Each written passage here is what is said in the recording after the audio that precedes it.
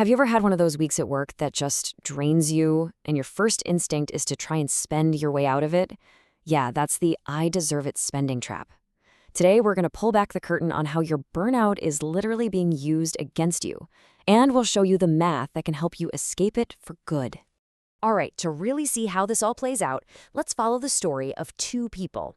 They start out in the exact same spot, but you'll see their financial lives go in two completely different directions. So, meet Emma and Chloe. They're the same age, they live in the same city, and they even have the same job at the same company making the exact same salary. On paper, you'd think their financial lives would be pretty much identical, but as we're about to see, they're not. Not even close. Okay, so Emma has a really tough work week. It just leaves her completely wiped out. So to cope, she's got this weekend ritual. We're talking $60 brunches, a quick $100 shopping trip for new clothes, $40 takeout, and every time she swipes her card, she tells herself the same four words: I deserve a treat. But underneath it all, every single month, there's this quiet hum of anxiety as that credit card balance just keeps creeping up. Now, Chloe works the same stressful job, but she takes a totally different approach. Before her paycheck even has a chance to hit her main checking account, a piece of it is automatically whisked away into her investments. She still absolutely enjoys her life, don't get me wrong, but she's not using spending as a band-aid for her exhaustion. And this right here is where their paths just split dramatically. Fast forward 10 years, Emma, she's probably still stuck in that same stressful job because her lifestyle now requires that paycheck. But Chloe, Chloe has built a portfolio that gives her the ultimate treat, the freedom to just walk away anytime she wants.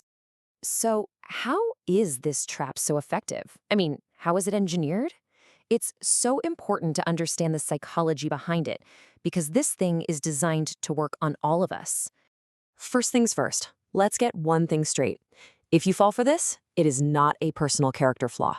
It's a perfect storm of your own biology meeting some seriously brilliant marketing. See, when you're stressed and tired from work, your willpower is at its absolute lowest. And the marketing industry? They know this. They have built a multi-billion-dollar machine around one simple idea, that the only way to reward yourself for hard work is to immediately spend the money you just traded your life for. You know, there's actually a documented psychological principle for this. It's called the Diderot effect. And what it says is that buying one new thing automatically raises the bar for everything else. And suddenly all the stuff you already own feels kinda inadequate. And here's exactly how that creates a spending cascade. You buy a new outfit as a treat, but then you look down and, suddenly you need new shoes to match. And now that you have the whole look, you feel like you need to go to a nice restaurant just to have a reason to wear it. You see, one little treat just spiraled into a total lifestyle upgrade. And the data here reveals a really harsh truth. A whopping 78% of Americans report making purchases they immediately regret. I mean, think about that for a second. The vast majority of people are spending unplanned money on things they don't even really want, all just to chase a feeling that wears off in a few hours. Okay, now let's get to the math. This is where you see the true, staggering, long-term cost of these little treats.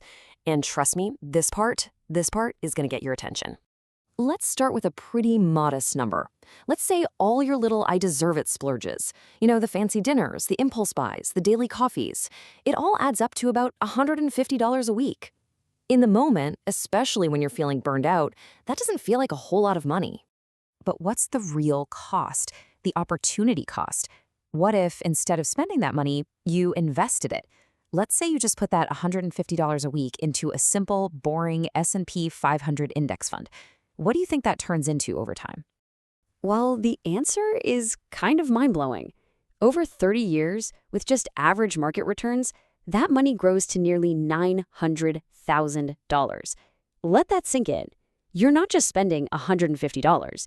You're actively trading nearly $1 million of your future wealth for a temporary fix today. This completely reframes the choice, doesn't it?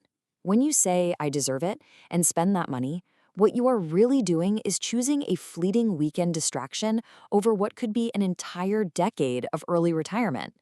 It's a temporary dopamine hit versus permanent, life-changing freedom. So how do we actually break out of this trap? Because we know we can't just rely on willpower. That's the first thing to go out the window when we're exhausted. No, you need a better system. The very first step is a complete mental shift. You need to start thinking about money as stored life energy. I mean, you trade a finite number of hours from your one precious life to get a paycheck. Money isn't just paper, it's a physical token representing your time on this planet. And this makes the whole concept really tangible. So let's say after taxes and everything, your true hourly wage is about $25 an hour. Well, a $100 pair of jeans or a $100 bar tab, that isn't just $100. That is 4 full hours of your life. So the question you have to ask yourself is that purchase really worth 4 more hours of dealing with your difficult boss? And here's the key takeaway. You simply cannot outdiscipline a system that is engineered from the ground up to beat you when you are at your weakest. The solution isn't to just try harder. The solution is to build a system that bypasses your tired, decision-fatigued brain altogether. So here it is, a simple 3-step playbook for that exact system. Step 1, automate your savings. Pay your future self first so the money never even tempts you in your checking account. Step 2, add massive friction to spending. I'm talking delete your saved credit card info. Create a 48-hour waiting period for any non-essential purchase. And third, practice conscious spending. Be ridiculously generous on the things that bring you true, lasting joy, and be absolutely ruthless in cutting everything else. So let's bring this all back home. Let's look at Emma and Chloe one last time and see how this playbook creates what I think is the ultimate form of self-care. So remember Emma and Chloe? After those 10 years, Emma is completely trapped. She spent a fortune trying to buy little bits of relief from her job, and now she has to keep that job just to pay for her debt and her inflated lifestyle. But Chloe used her money to buy her freedom. Her portfolio is now generating enough passive income that she can just walk away if she wants to. And this really is the ultimate reframe. True self-care isn't about buying another thing. It's about building a financial fortress around yourself. One so strong that you never again have to tolerate a toxic job, a bad boss, or a stressful situation you want to escape. It's about buying back your time, your autonomy, and your peace of mind.